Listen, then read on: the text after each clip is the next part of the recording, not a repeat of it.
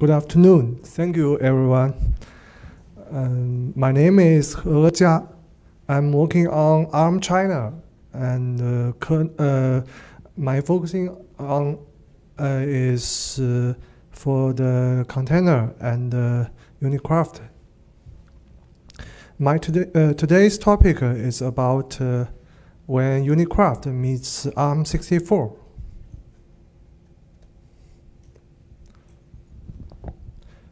Here is my agenda. Firstly, I will give a brief introduction to unikernel and Unikraft because Simon this morning had covered a lot of my slides here, so I need to fastly go through this part. And secondly, I will update the status of what we have done in Unikraft Arm64. Thirdly, it is about the scalability enhancement, especially on Arm64 and KVM platform. Next, I will describe the future plan. And at last, I will give you two simple demonstrations.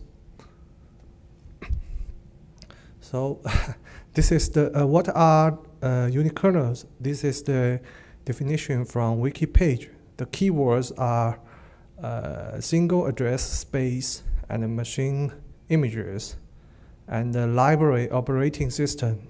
So there are some concepts or assumptions for unikernels, such as everything is a library, and that only one image means single application plus minimalistic OS, and its scheduler might be non-preemptive, and only the application has only one process, but multi-thread can be supported. And there's only one address space. That means there's no strong isolation between kernel space and user space. And even the physical address are one-one mapping with user's virtual address. So what are the pros and cons for unikernels? There is no heavy operation system, so it can shorten the distance between hardware and software. We can use function call instead of system call, and it has high deterministic performance.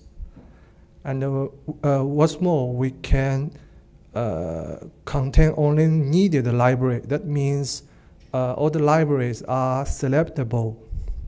Then we can have tiny footprint, especially such as memory and CPU. And it has small attack surface, and the boot time is really fast. And what are the cons, such as we enable to reuse the existing device drivers in other OS, and the debugger facility is relatively not so friendly. So the unikernel can be widely used in many cases, such as the cloud computing and NFV, and the IoT things and embedded system, and for the edge computing.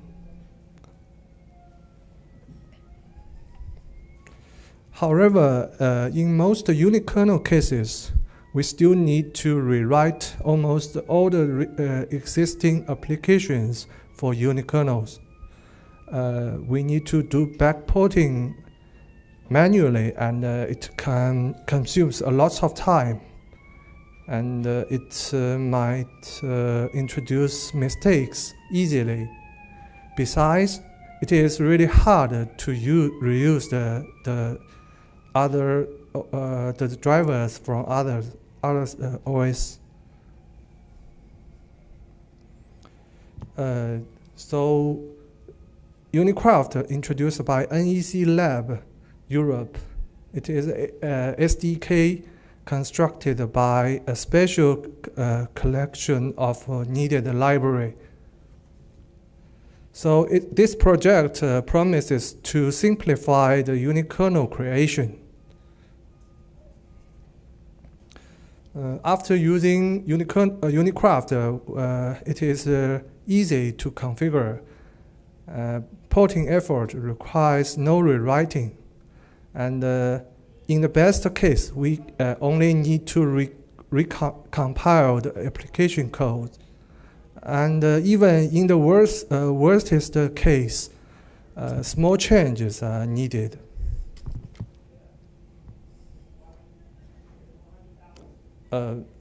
This is the architecture of Unikraft. There's two important components which have been covered by Simon's topic this morning. So I go through it faster. So here is the roadmap of the supporting status for Unikraft on ARMS so far. The green ticks are marked for those supported one, and the red cross means not supported yet. The Linux U plat has not been the Linux U for Arm64 has not been upstreamed yet. The Linux U means to create Unikraft image as a user space program. It is useful for running unikernel in Docker.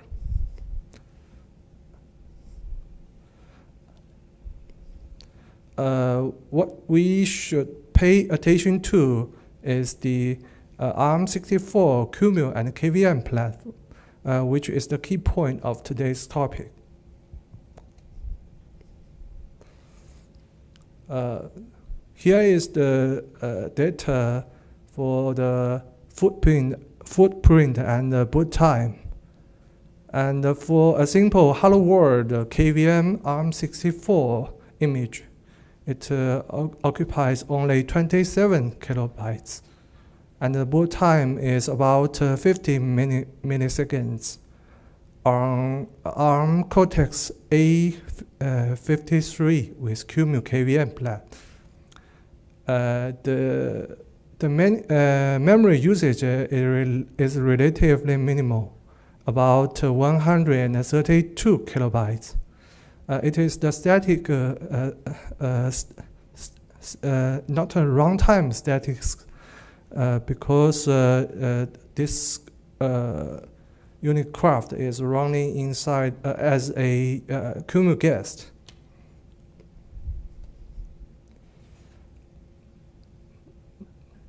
So the KVM platform first supported on Arm64 in year 2018. And we did a lot of enhancement support after that, such as here is the list which is submitted upstream but not yet merged, such as OFW, the Open Firmware Library. It is for the extended usage of label FTE, the device tree, and the gig v2 IRQ infrastructure, and the timer support, and the multi-thread, and the first step support for the SMP, and the solo file platform support. Another patch series is still under internal review, such as the virtio-mmio library porting from Linux and FreeBSD. And the backtracing dumping is to enhance the debug facility. So the scalability enhancement is listed as follows. Well, the first one is the multi-thread. To support multi-thread, we need to, compare. There is some difference between x86 and ARM platform when saving and restoring the registers during the context switch. And we need to implement the GIC. GIC is the interrupt controller for Arm64 and Arm32 architecture. And GIC v2 is for host ARM SoC such as IoT devices, and v3 and v4 for high performance such as the ARM servers. And we need to implement the ARM v8 virtual timer library to support the timestamps besides the ticks. So the SMP has not been supported in Unikraft on both x86 and ARM, but a few weeks ago I proposed a first step SMP patch series to the upstream, and it includes the CPU FDD scanning and the PSCI boot, and the per CPU I implement the several simple per CPU variable, and a new scheduler need to added after the SMP supporting. This is a simple SMP boot protocol on Arm64. The bootloader will start a CPU as a boot processor, and the boot processor will do necessary initialize process and scan the CPU node in device tree. Then it starts up secondary CPUs by PSCI call. And next, the secondary processors will spin until they are released by boot processor. The boot processor will send SEV to notify the secondary processor if he collects all the informations. And after that, both boot processor and secondary processor will enter will start a scheduler and enter idle thread.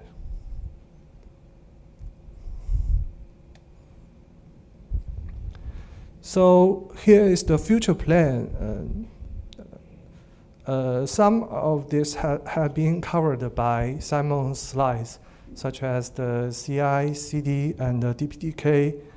We need to follow up the upstream and verify them on ARM platform.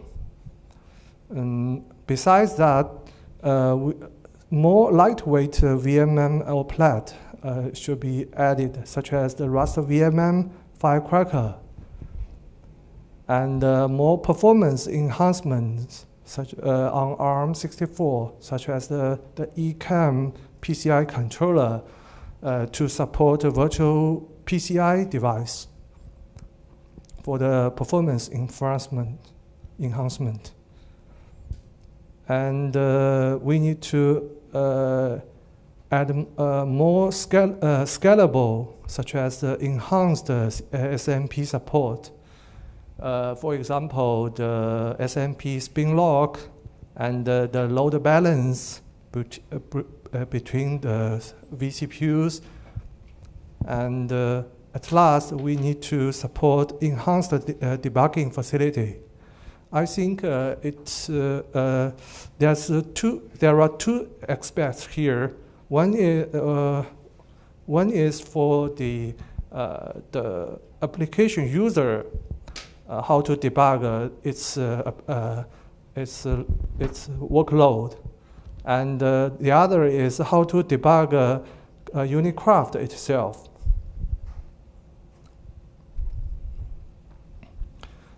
Summary. The Unikraft reduced the barrier of converting an application to unikernel greatly. And it is new. It still has some things to do on Arm64.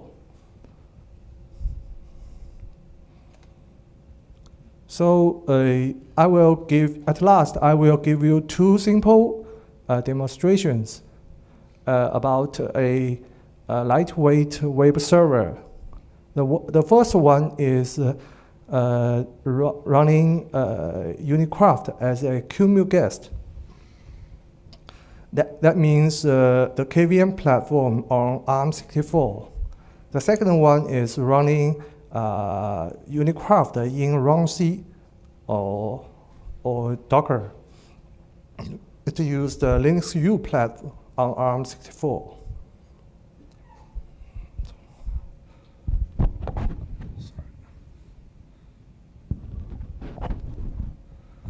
To avoid the network issues, I recorded the video in advance. The first one is running Unikraft as a unikernel guest. It's a Arm64 server, and we got the IP, host IP.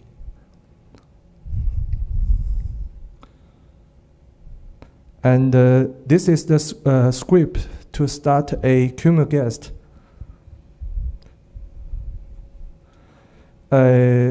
It was noting that I used a host forward to forward the host port 2222 to guest for port 80, a Unikraft port 80. And the virtual net device means virtual mmio library works fine.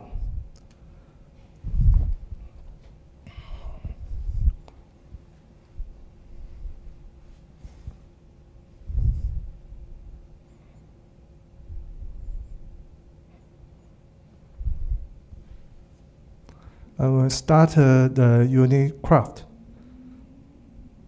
A lot of logs. Open a new window to verify the lightweight web server works fine or not. Yeah. Send a reply means the Unikraft application received this HTTP request and send a reply to the client, the Firefox browser. And if I stopped the Unikraft, the connection is disconnected. The second one is about running a Unikraft application in Docker. Firstly, I need to, most of the codes are originated from Sharon, who is a co-maintainer of Unikraft.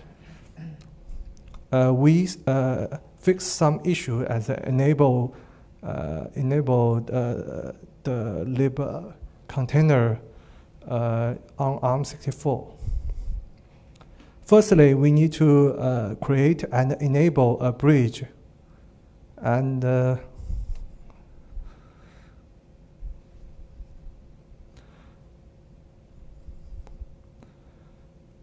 I enabled the bridge in advance, just double check it. This is the special bridge. And secondly, I will start a DHCP server.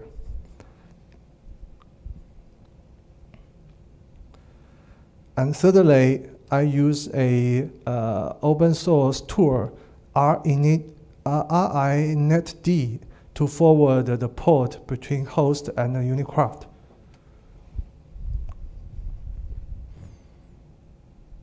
Just to verify this RINetD has been started. This is its configuration file to indicate the host IP and the host port to the container IP and the container port. That is the Unikraft provided. At last, I started the Unikraft. This is the configuration to indicate to use the Unikraft application.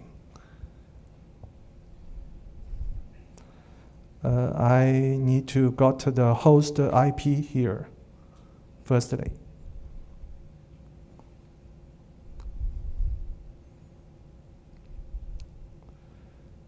Remember, the host port need to be 33. The Unikraft application has been started.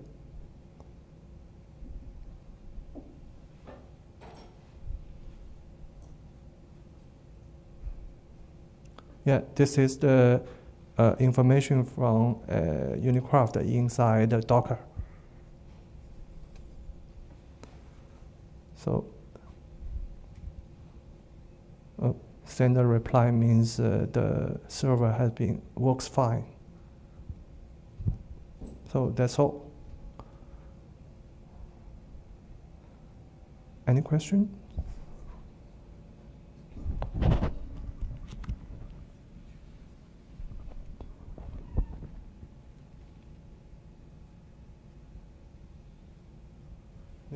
Here is the reference. Any question? What about Zen support, since we're here? Good question. We Zen platform support only ARM32 architecture, and which was initialized by NEC Lab Europe. We haven't touched that. But in the future, we can plan to support Zen Arm64, maybe. But currently, we are focusing on the KVM platform.